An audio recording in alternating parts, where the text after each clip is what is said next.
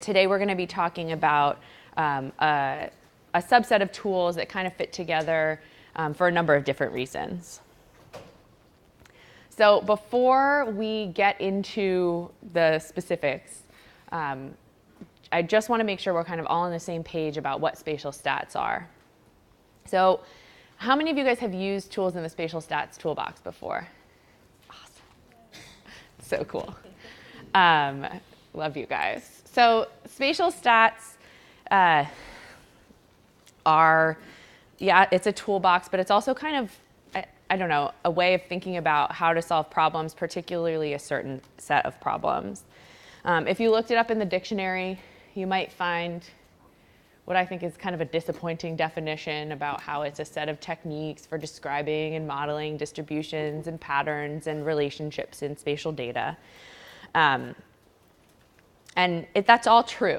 All of those things are true, and spatial stats are about, definitely at its heart, it's about spatial distributions, and it's about patterns, and it's about relationships, particularly spatial relationships.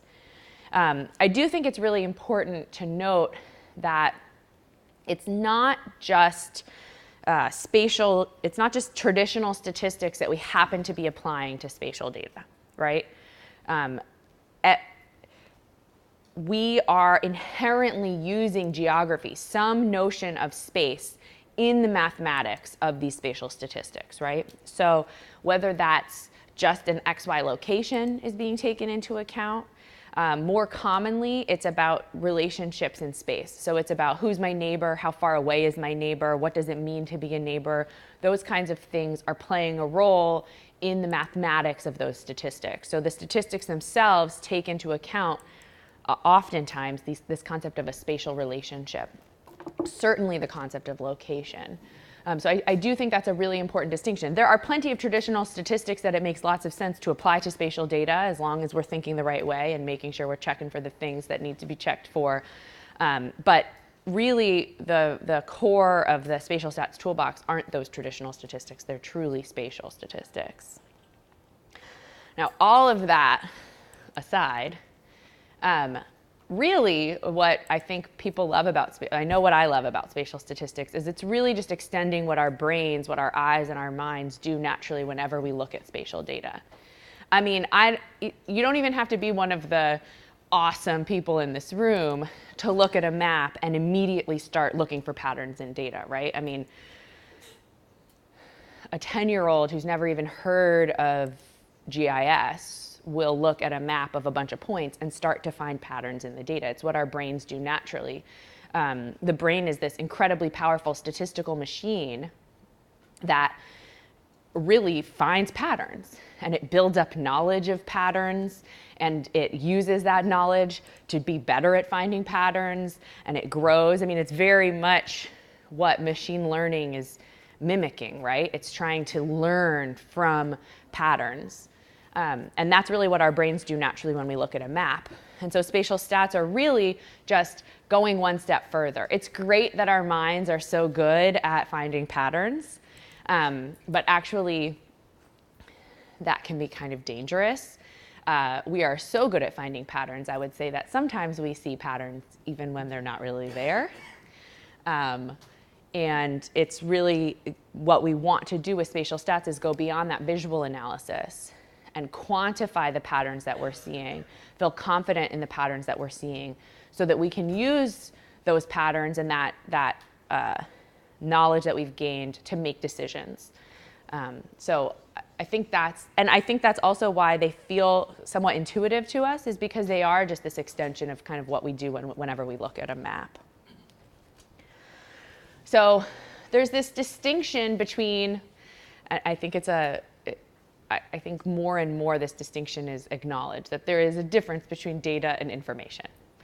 You can be data rich and information poor. Just because you've got a lot of data doesn't mean you know anything, right? I actually think that the more data we have, the harder it is to know things sometimes, because it's an overwhelming amount of data to the point where asking us to either to do anything visually without the aid of some sort of tools or techniques is almost impossible. So we know that there's this distinction. And if I handed you a spreadsheet with 100,000 records on it and said, all right, what should we do? You'd be like, I don't know. I know nothing more now that I'm looking at a spreadsheet of 100,000 records than I did before I had the spreadsheet of 100,000 records, right? It would be ridiculous. You'd say, can you please go do your job and bring me something useful?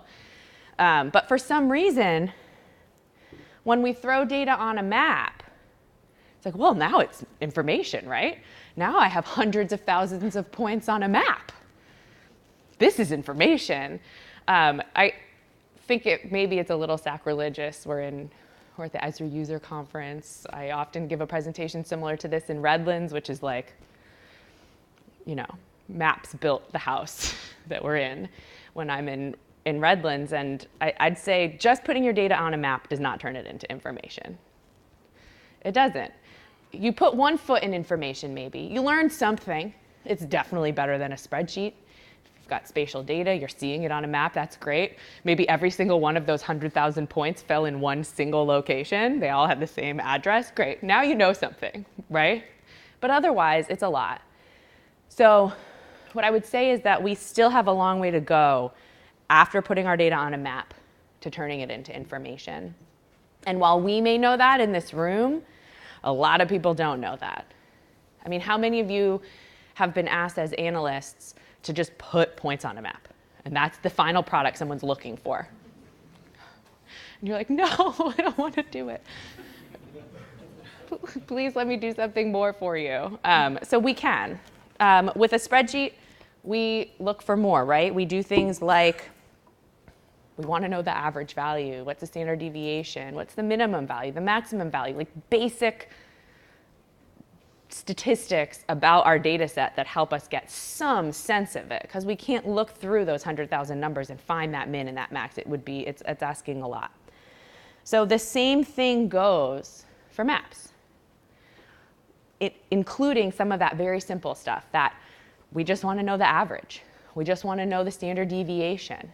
Those kinds of basic descriptive statistics are a really important place to start in understanding our data.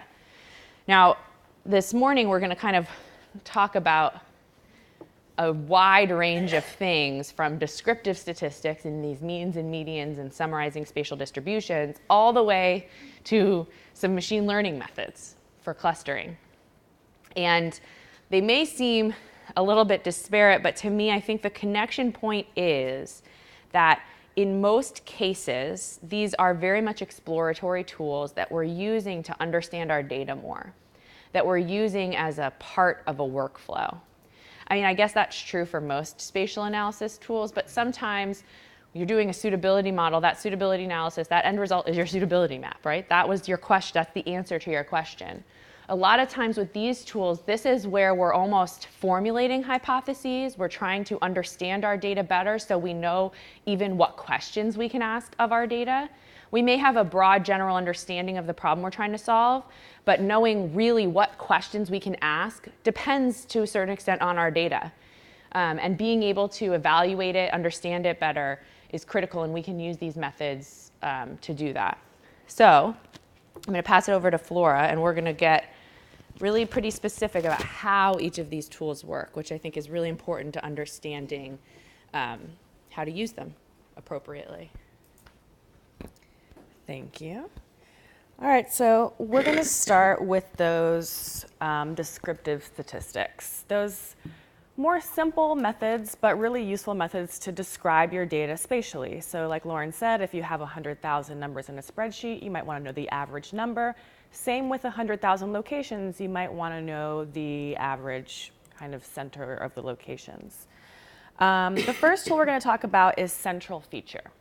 So with the central feature tool, let's say we have a set of points.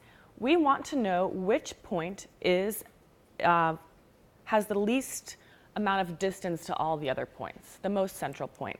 So the way that this works is pretty simple. We measure the distance from each point to every other point, and the one that has the shortest distance is marked as the central feature. And so this is actually choosing one of the existing features in your data set and marking it as the central feature. You could choose to weight this. So if you had an attribute associated with these points, like let's say number of employees, you could use that number to pull the weight towards the center which had the most employees. The next tool is mean center. So with the mean center, we're actually just taking the mean of the lat longs and then plotting a new point on the map. So as with central feature, we chose an existing feature in the data set and marked it central feature. With mean center, we're giving you a new location on the map and telling you that that's the exact mean. And then we also have median center. So again, pretty straightforward. We find the median value of the lat longs and plot that point on the map. So again, a new location. And you might be wondering, okay, well, mean center, median center, what's the difference? How do I know which one to choose? And just like with traditional statistics, medians tend to be more robust to outliers. So let's say I was to add another point to this data set all the way in that corner, a big outlier, and then recalculate the mean and the median. We're going to see that the mean, that green point, moves quite a bit as a result of the outlier, whereas the median does not move as far. So it really depends on your analysis question and whether or not you want to be accounting for those outliers in your analysis or not. So let's take a look at how some of these tools work in action. All right, so for this first demo, we're in Fort Worth, Texas, and we're going to be helping the fire chief pick which fire station she should be based out of. And she wants to be located as close as possible to all other fire stations, so we're going to go to the central feature tool, and we're going to go ahead and use the active stations as the input, and we don't really need to set anything else up for this run. But if visiting employees was an important part of it, we could use the number of employees as a weight field in order to put the fire station closer to the most amount of employees. So here we have the station selected, and it looks like station number 2 on Cherry Street is the most central, so it's the closest to every other station in this data set. And now we're off to Euless, Texas, and this time we're helping the library system locate some mobile library carts. So they want to bring these to be as central to their patrons as possible. And we don't want to be pulled out by outliers. So if you see in the bottom left, the library districts are kind of a weird shape, so we don't really want to be pulled toward those outliers. So we're going to go with the median center tool. And we're using the patron locations, and this time we're using a case field of the district. So we want to cite 3 of these carts and 1 per library district. So how many of you guys have noticed the case field in our tools before? How many of you have used the case field? So I think that it's one of those things that people have seen but don't even know really what it does, and so therefore don't use it, but it's actually incredibly useful. It's been called the case field for a long time, but now if we were to rebuild these tools, we'd probably rename it to group by, which is a common vernacular more in like ArcGIS Online, but in new tools that we've built also we use group by. It's just a more common way of describing what we're doing. We're basically saying instead of just running the tool once, we'll run it as many times as there are unique values in this field that you give us. So if you gave us district, and there's 3 districts, we're going to run the tool 3 times, and all the points that have district 1 are going to be lumped into 1 analysis, 2, and 3. You could also have, let's say you had crime data, and you were looking at type of crime. You might put crime type, and it's going to distinguish between each unique value in that crime type field. Or you might have a day of the week field, and it would do each of those days of the week. So it's just a really quick way to run the tool a bunch of times. And I think it's a particularly important parameter to have in a lot of these measuring geographic distributions tools, because these tools are really most useful when making comparisons.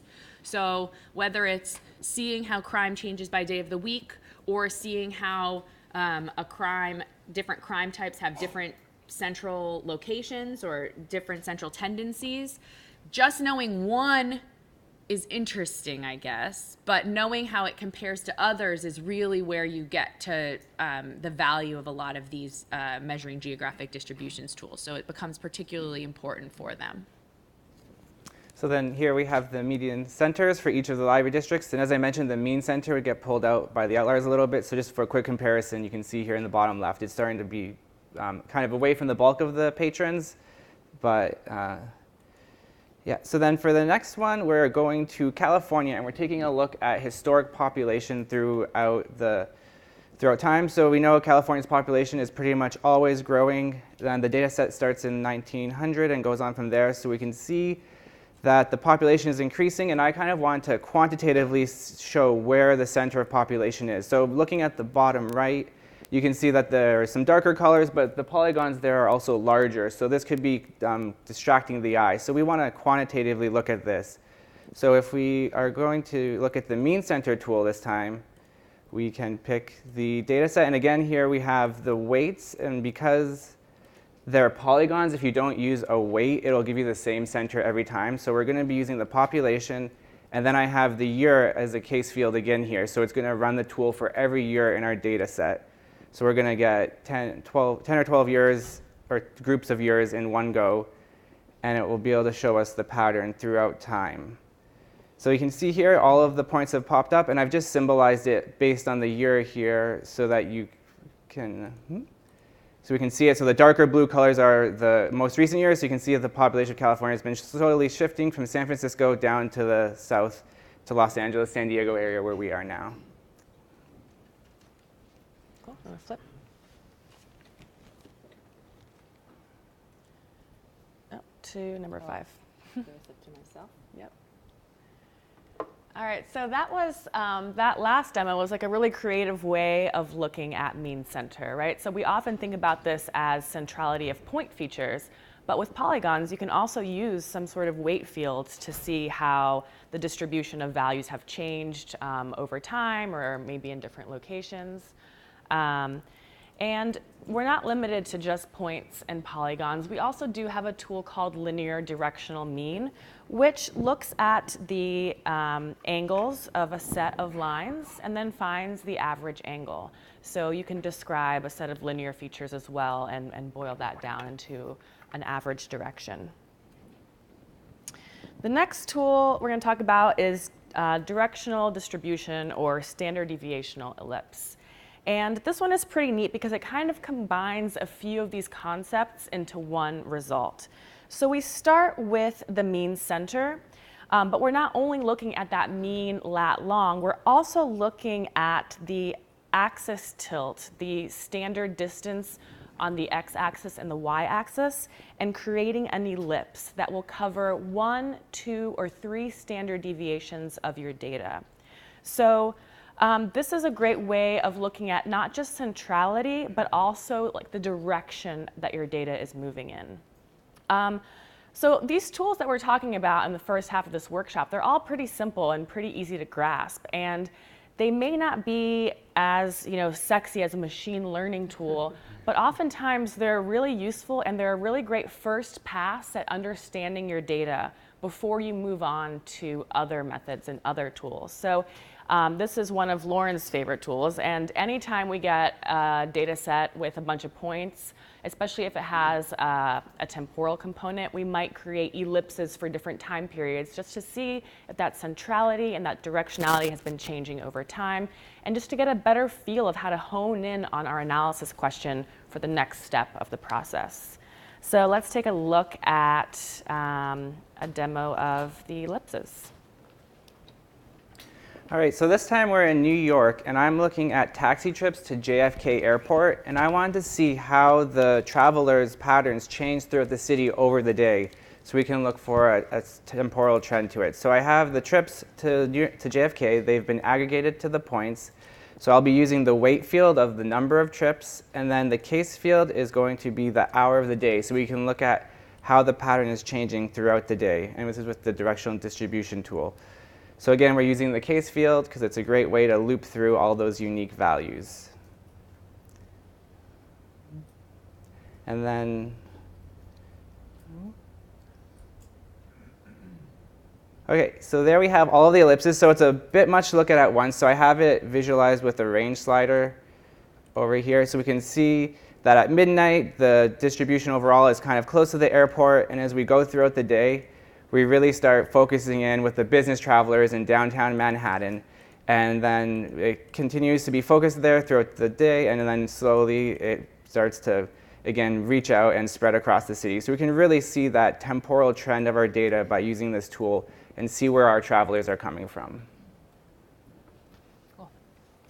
The other thing that we added last year to these tools is most of the measuring geographic distributions tools now work in 3D. So in this case, we're looking at some smoke plume data. It's 3D data. It's observations of where a smoke plume was sighted. What we can do is just run the measuring geographic. I'll go to the toolbox. I'm still a sucker for the toolbox. I know most people just search for tools, but I think it's really great to be able to see what else is around there. Sometimes you don't know what you don't know, / all the time you don't know what you don't know. So I think we get in fights all the time. We don't even need the toolbox anymore. It's like, yes, we do. We need the toolbox. So the directional distribution tool, I'm going to point to that 3D data. It's already 3D. I'm already in a scene, right? I'm already visualizing my data in 3D. So when I run it, it's automatically going to create an ellipse for me, which I think is pretty awesome. So we can look at this. So this works, in the air. This works subsurface, in the oceans. There's a lot of different kind of areas that this means that these tools suddenly become quite useful for. We'd also have the same kind of experience with mean center, central feature. It's a little bit more exciting with the ellipse because it creates a 3D ellipse, not just a 3D point. But hopefully there's some kind of applications that you have that are in 3D that you'll find this useful for too. And it is one of my favorite tools, and I think that it's I think the reason, Flora kind of alluded to it a little bit, but I think we're drawn to everyone wants to say they're using the coolest new tool out there, and we want to build you the coolest new tools, okay? And we're working on it. But that doesn't mean they're always the right tool for the job, right? Just because it's the coolest new tool doesn't mean it's the best tool for the problem you're trying to solve. And I think that in general, the simplest tool we can use is usually the best tool. There's this concept, it's like parsimony or Occam's razor. It's that you want to use the simplest method possible and nothing simpler that solves your problem.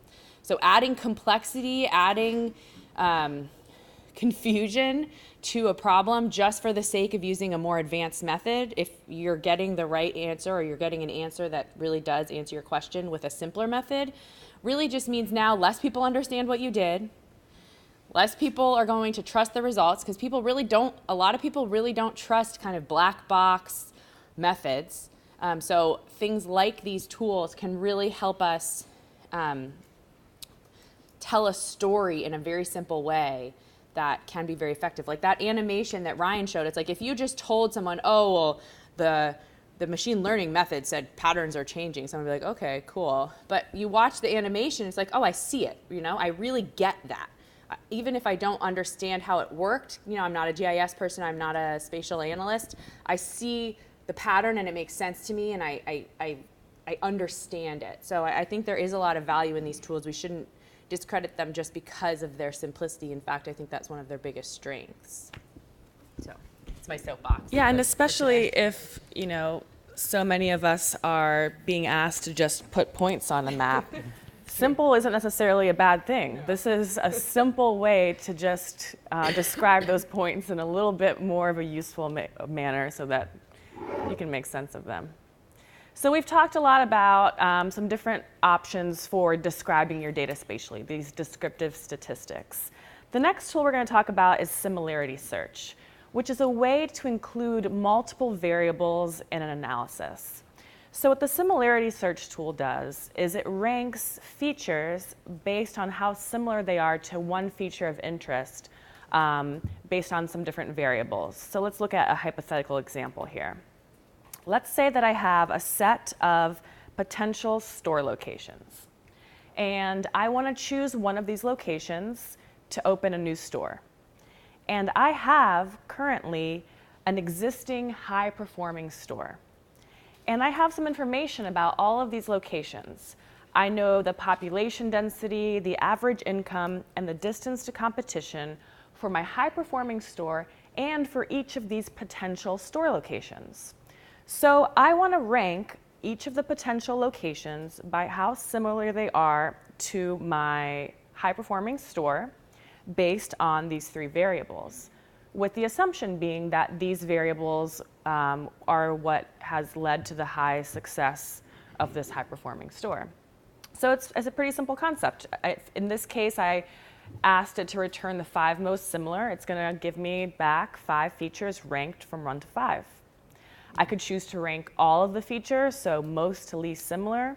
I could ask for the top 10 most similar, the bottom 10 least similar. And the way that this works is that we take all of the attributes and first we standardize them with something called a z-transform, which is a pretty common way of standardizing values.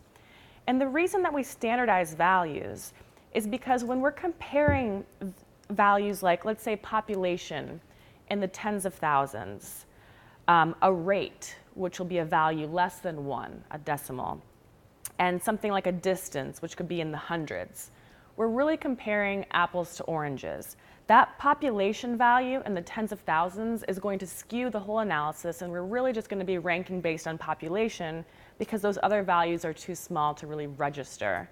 So the z-transform allows us to look at these in a comparable way, basically looking at how different each value is from the mean of the whole range for that attribute. And once we transform those, we're comparing orpals to orpals, and we can continue with our analysis. So we standardize our attributes, we subtract the candidate from the target, we square the differences, and we sum the squares. So really, we're just looking at the features that have the least difference in distance in value to our feature of interest. And so there are many ways of using this tool. It's very typical to say, okay, well, I want to just rank these locations based on how similar they are so that I can open a new store or something like that. There's also some more interesting ways of doing this. We have a colleague named David Attaway who looked at dengue fever risk in Kenya, and he had known locations of dengue across the country, and he had some attributes associated with that, so some environmental attributes and some population attributes. And he could have done like a weighted overlay and say that this combination of attributes will lead to a higher risk in dengue.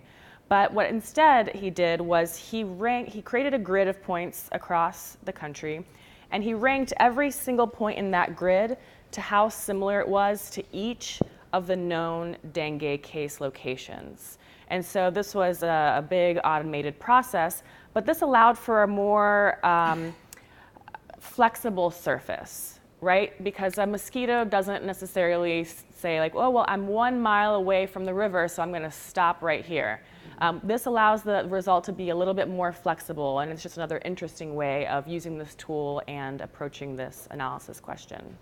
It's like a more data-driven way of doing it, right? It's like with a weighted overlay, you take your subject matter expertise and you apply it, and you say, I know where dengue fever happens. I know where mosquitoes are going to be. I know where people are. It's 1.5 kilometers from the river, and it's between this elevation and this elevation, and it's exactly these parameters. And there's some more flexible ways of doing it. You could do a fuzzy overlay, which lets you create some fuzzy boundaries there, and that's one way of doing it for sure. But there's still a lot of subject matter expertise there.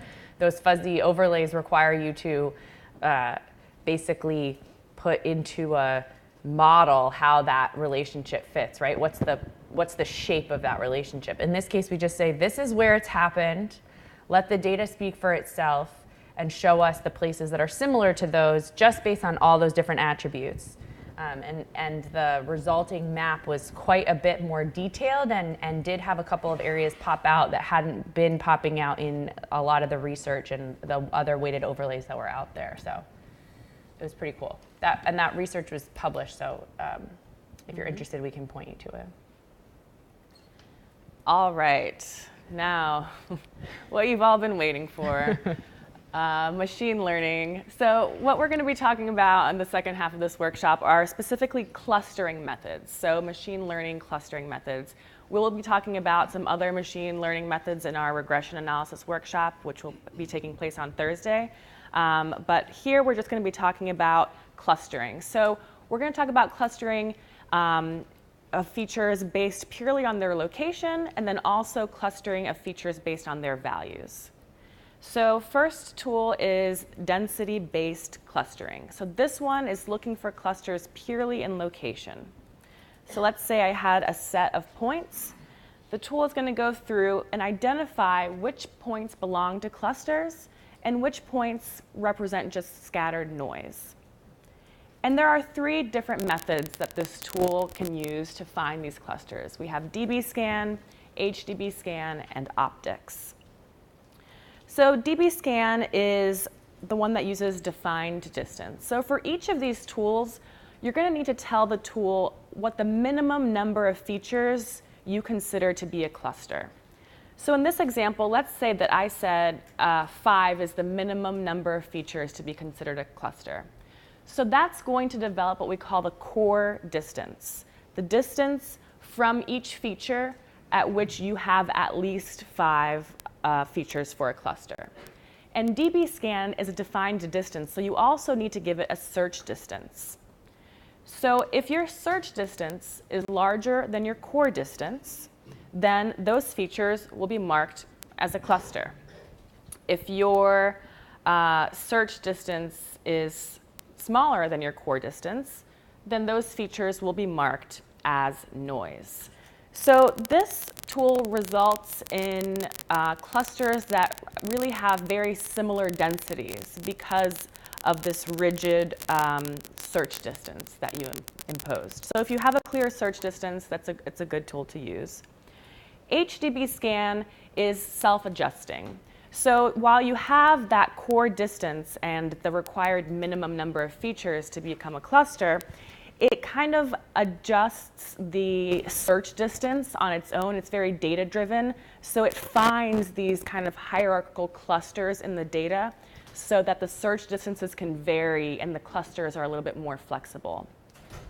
And there's HDBScan is a really popular method, and there is the developers of HDBScan have, if you want to get, it's a relatively complex method. Yes. In terms of actually how it's implemented. They do a brilliant job of explaining exactly how the algorithm works. So if you are interested, we do link out to that from our documentation if you're interested in really getting into the nitty-gritty of the algorithm.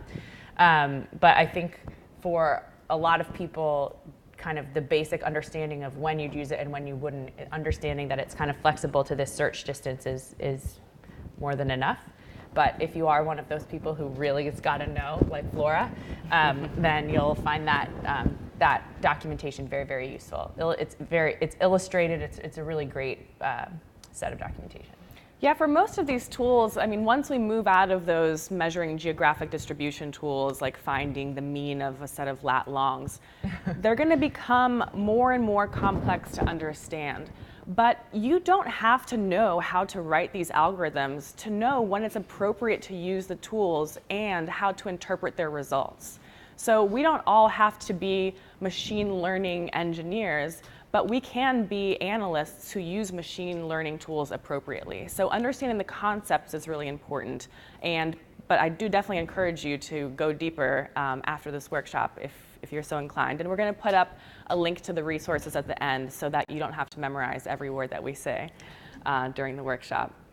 And the last method for density-based clustering is called optics. So this one works a little bit differently. So we're going to go through from feature to feature in order and measure the distance from each feature to its next closest feature and make what we call a reachability plot. So with the reachability plot, we are plotting those distances in order. So the shortest distances become kind of these valleys, and the long distances become these peaks. And so that's how the clusters are determined. So when we have short distances, it means that the features are near each other, and those become clusters. And then when we have those peaks, those are either what separates the clusters or what become noise. And with optics, it's the one that you have the most flexibility with fine-tuning. We have something that's called, a parameter that's called cluster sensitivity. So changing that cluster sensitivity adjusts how sensitive the tool is to these peaks. So if I increased the sensitivity, then this might split into 2 separate clusters, for example. So just to kind of summarize these different methods, DBScan uses a fixed search distance. It finds clusters of similar densities, and it's pretty fast. HDBScan uses a range of distances to find clusters of varying densities. It's very data-driven, and it requires the least user input. The only thing that you have to tell it is how many features at minimum need to be present to be considered a cluster. It's not just that it's the only thing you have to tell it. It's the only thing you can tell it. It's the only right? parameter you have no available. The answer it gives you is the answer. This is the answer that it's going to give you based on that number. So there's no playing around with it like, oh, it's not really quite catching this cluster. How can I adjust it? You can't. That's kind of when you move to optics. Yeah, in optics, so it uses those neighbor distances to create a reachability plot. It's the most flexible for fine-tuning, and it can also be the most computationally intensive because of all of these different parameters. So it's just something to keep in mind. The more complex the analytical tool, the longer it's going to take to run in all cases. So let's take a look at some of these methods in action. Okay. So I'm going to look at some data. This is Waze data in LA. So Waze, these are particularly reports of traffic. And it's just at 5 p.m. over a week in LA, although I'm pretty sure I could pick any time of any day, and it would look very similar to this, because it's a horrible place. Hey, now. Sorry, we live there. Flora actually lives there. It's fine. There's just a lot of traffic. The traffic is terrible. So I wanted to kind of see, I think really what we see here is like the road network, basically. There's reports of traffic on roads, all of the roads, certainly all the major roads. So we wanted to kind of start to make a little bit more sense of it. So I could start by looking at DBScan. And in general, that's probably not what I would do. In this case, I don't have a really clear idea of a distance that I would want to use, but it actually does default. So I'm going to use 100 features as my minimum cluster. There's a lot of data here. It's only a week's worth of data for 1 hour a day, but it's almost 50,000 points. So 100 is actually a pretty low number. So but it seems pretty big. So I want to make sure that those clusters have at least 100 points in them. So I can say 100, and the search distance is actually not required, though it will calculate one. And there's essentially a default, and we will tell you what the default is. It goes through, it calculates that default, and then it informs you the distance that it picked.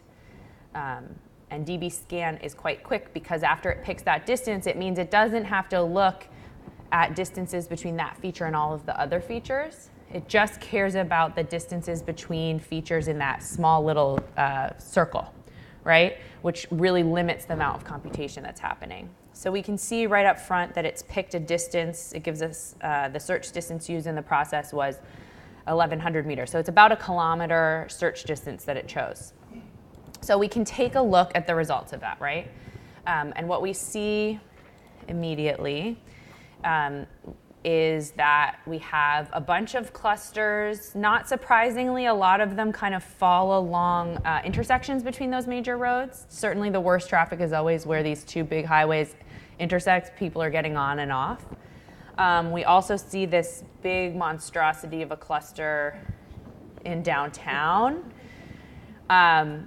But one of the reasons that's happening is because the density, it's limited to finding clusters of the same density, right? So while there might be a bunch of more dense clusters in that central area, it's not finding them because it's limited to this one definition of what's dense, right? So it seems to be working for us for the intersections, but it's not actually doing that great of a job in this. You can think about this. This is true, a true problem in a lot of spatial stats, right? Where you've got rural or suburban areas, and then you've got urban areas in the same analysis. It's like this, the scale of my question's just so different in these two places, and DBScan can't account for that, but HDBScan and optics can. So just to... How do you interpret that big cluster? Is it just one cluster? It's just one cluster. It's just one cluster. So one thing I will say is that I'll say very briefly, we faced a challenge in visualizing the results of this analysis because you don't get to pick how many clusters you're creating, right? It's finding how many clusters there are. So there can be thousands of clusters. And surprisingly, there are not thousands of uniquely distinguishable colors that you can use to make a map. So we were using, originally, the first go at it, we were putting out this output, and it was just a unique color ramp, and however many clusters there were that many unique colors, and it was ridiculous. And what would happen is, because there's really not that many, I mean, if two blues are anywhere near each other, they look like they're part of the same cluster. You know, they were close enough blues that they looked, and so you couldn't really tell where does one cluster end and the next begin.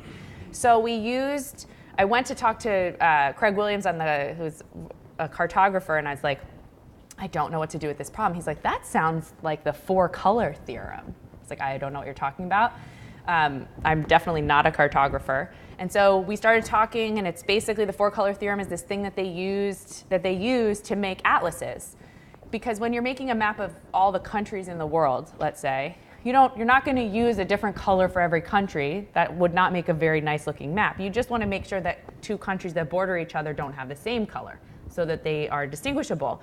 So it's this concept called a four-color theorem, which makes sure that that doesn't happen. And so we kind of expanded on a little bit. It's really an 8-color theorem. And our developer wrote this algorithm that makes sure that those colors don't end up near each other. So you'll see multiple reds. They're not the same cluster, just far apart. They're different clusters separated. All right, so that's DBScan. I'm not going to run the other two, but I'll show them to you. So we've got HDBScan.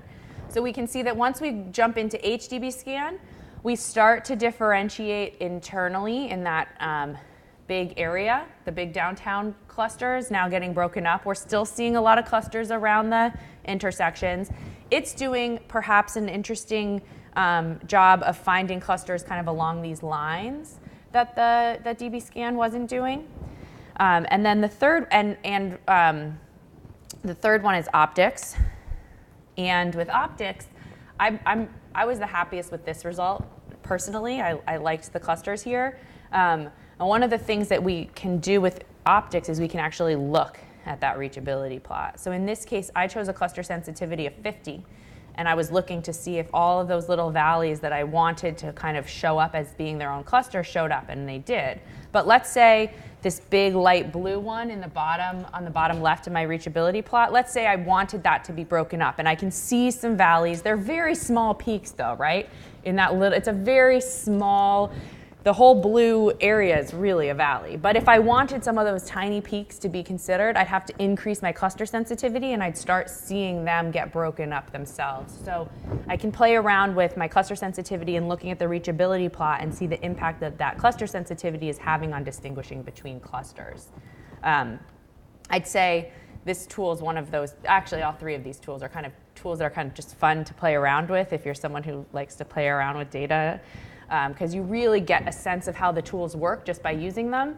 And you really get a sense of your data by playing around with these different parameters. All right. Okay, so we looked at clustering based on location, and now we're going to look at clustering based on feature attributes or values. So let's say, for example, that I had 4 different attributes that were interesting to me, looking at the percent of uninsured Americans, and I have information about the percent of those uninsured that have no high school education, the percent who are below the poverty line, and the percent who are Latino. And I could look at these 4 maps and try to do a visual analysis, kind of visually try to pick out the areas that are all dark in all 4 or light in all 4. But that can be kind of tricky, and we have a better way of doing that, which is the multivariate clustering tool. And that tool uses a k-means algorithm. So this is not a spatial algorithm. It's really just looking at the values in data space. So let's say I was looking at just 2 variables for the sake of this illustration. If I asked for 2 groups, it might split them this way. You can see it just kind of naturally splits that way. 3 groups might look something like this.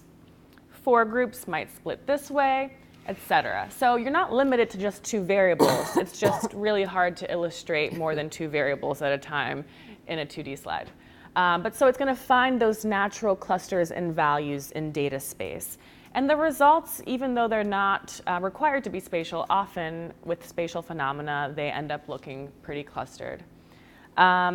And to interpret the results of these analyses, we use box plots, and we'll look at that a little bit more in the demo. But it's really important. Data visualization becomes more and more important with these more complex tools. Like Lauren mentioned, the 4-color theorem became really important in deciphering the results of the density-based clustering tool, and the aid of the box plots become really essential in figuring out what the different groups mean once you've run your clustering tool. And so that was the non-spatial method, but we also have a spatially constrained multivariate clustering tool. So here we're looking at clustering based on attributes, but we're also requiring the groups to be spatially contiguous. So with all of these, we want within each group for them to be as similar as possible based on those attributes, and between the groups for them to be as different as possible. So the groups are all very distinct from each other.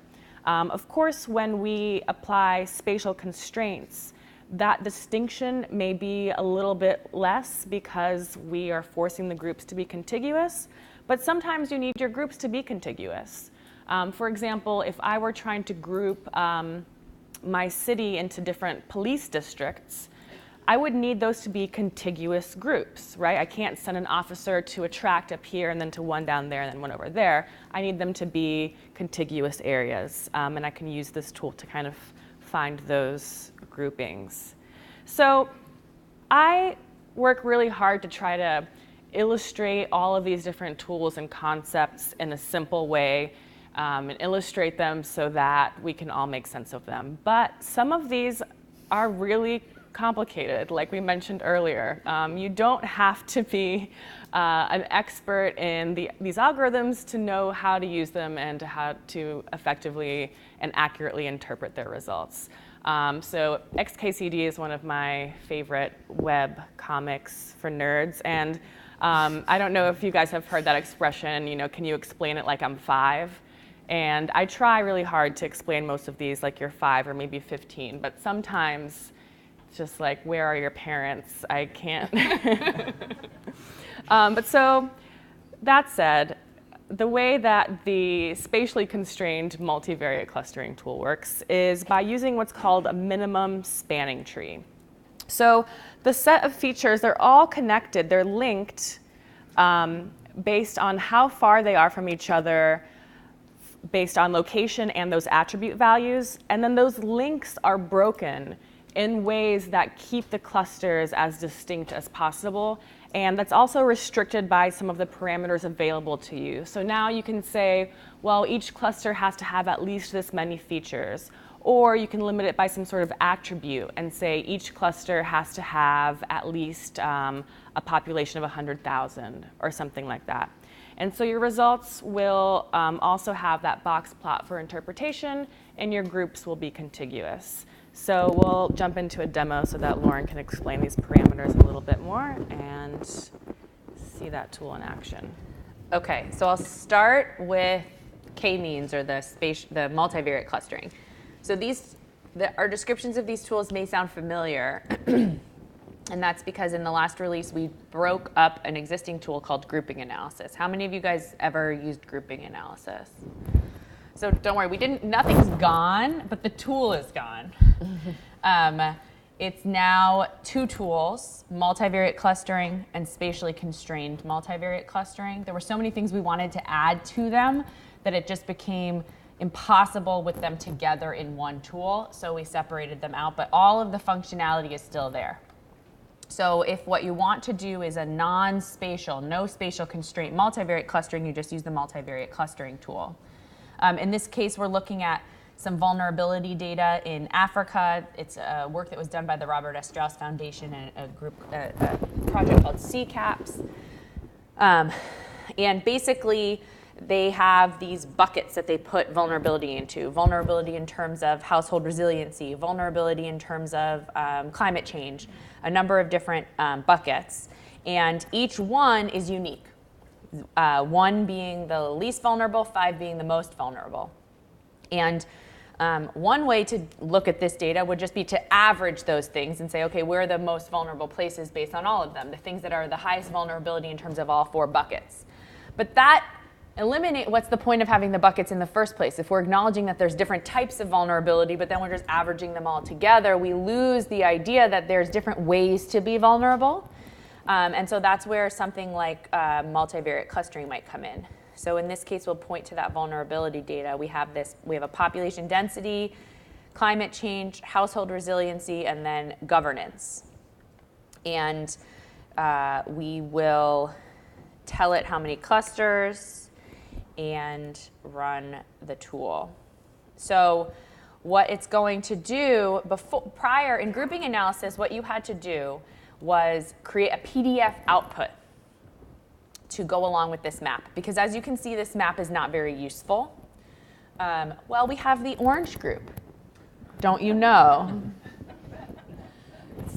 What's the orange group? Well, it turns out you need more than just a map, unfortunately, to interpret the results of this analysis. And so by default, when you run the tool, we will create this box plot. So you don't have to create a PDF anymore. We're using the inherent charts, which Flora built for us into Pro, which is awesome. So if we take a look at the box plot here, we can see that, for instance, that orange group. It's about average in terms of climate change vulnerability, but in terms of household resiliency and governance, it's by far the most vulnerable. So governance is like, if something catastrophic were to happen, how likely is it that the government might step in and help the population? So if I saw like Somalia show up as anything but in part of the most vulnerable in terms of governance, I would be concerned that the method hadn't worked very well. But it is grouped in that group, and it's making sense to me. Similarly, we can see that the green areas, which are a lot of the coastal areas, are those areas that are being marked as the highest vulnerability in terms of that climate change index that they came up with, right? So we're seeing some of the variables that went into their buckets that they created. Climate change, obviously, where they were in terms of those coastal regions definitely played a role in whether they were designated as high vulnerability in terms of climate change. Now, I think what's interesting about this is while the method itself is a non-spatial method, k-means, there's nothing spatial about k-means. This is a great example of a statistic or a method that we just happen to be applying to spatial data. What's special is that, A, you get a map output, and when you're looking at spatial data, the results are still going to be spatial. We're still seeing such obvious spatial patterns here, right? But because we're not limiting them to being spatial, we can see that actually areas in the southern part of Africa and the northern part of Africa share similarities in terms of their vulnerability. Or we can see that these green areas in the south and in the north share similarities. So because we haven't constrained it to be spatial, while we still see spatial patterns, we also get to see that areas very far apart may be quite similar. So even though it's not a spatial method, it can be incredibly useful for looking at spatial problems. So the other one that I want to show you is spatially constrained, and I have 2 minutes to do it. So I won't run it, I'll just turn it on. The spatially constrained, I'll just show it to you, all filled in. Basically, in this case, we're looking at some demographic data in Germany, just a really simple example to illustrate it. I'm looking at population, population growth, and population density. And I just wanted to find the features that were most similar based on those 3 variables. Now, one of the big things we got asked every time we showed grouping was, can I constrain it in some way? Can I make sure every group has at least 5 features? Can I make sure the population's at least 100,000? Turns out those were hard enhancements to make, but we did. So you can constrain it by either the number of features or by an attribute value. So in this case, I'm saying I don't want any cluster to have less than 25 features, right? And I can constrain my clusters that way. We've also added the ability to calculate probabilities for each of those groups. So in this case, we can see the groups that get created, and we can see the charts that get created when we run our analysis. So we can see our box plot, which in this case is pretty simple, but for instance, we can see the group that's got the highest population density, or the one that kind of stands out in terms of population growth, for instance.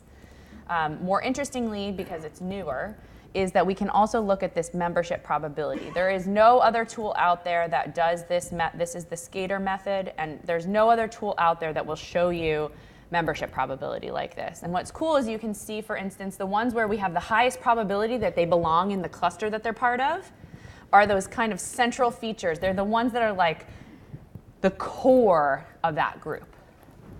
They are like the linchpin of the group. Similarly, we can see the ones that have low probabilities. Here we're looking at the lowest probabilities, and often those are ones that are kind of on the border.